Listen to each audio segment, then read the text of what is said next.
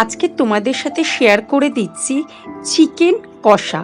সবাই কিন্তু কম বেশি রান্না করতে জানেন, কিন্তু আমি ঘরোয়া পদ্ধতিতে কিভাবে চিকেন কষা রান্না করেছি সেটাই কিন্তু তোমাদের সাথে শেয়ার করছি। চলো দেখে নেওয়া যাক আমার পদ্ধতিতে রান্না।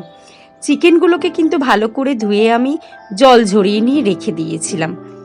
তারপর এক এক করে ওর মধ্যে রসুন বাটা 2 চামচ, আদা বাটা, হলুদ গুঁড়ো,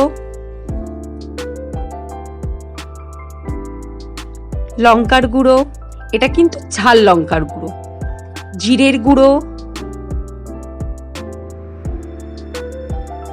ধনের গুঁড়ো,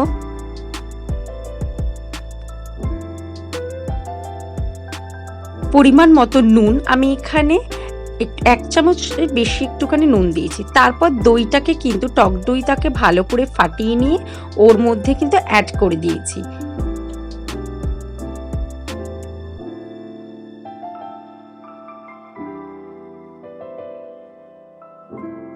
ভালো করে কিন্তু মশলা দিয়ে ভালো করে কিন্তু মাংসগুলোকে ম্যারিনেট করে রেখেছি।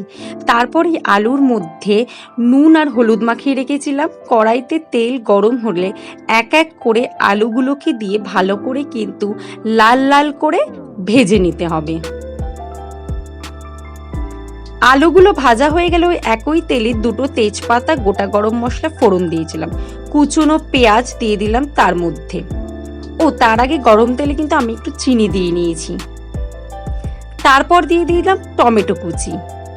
ভালো করে একটু নাড়াচাড়া করে লাল লাল করে ভাজা হয়ে গেলেই কিন্তু পেঁয়াজ বাটা, আবার পেঁয়াজ বাটাও কিন্তু আমি এর মধ্যে ইউজ করেছি, দিয়ে ভালো করে এবার মশলাটাকে একটু কষিয়ে নিতে হবে এই পেঁয়াজ আর টমেটোটাকে। তারপরে কিন্তু ওর মধ্যে আমি দিয়েছিলাম কাশ্মীরি লঙ্কার গুঁড়ো আর দিয়েছিলাম সানরাইজের চিকেন কারি মশলা।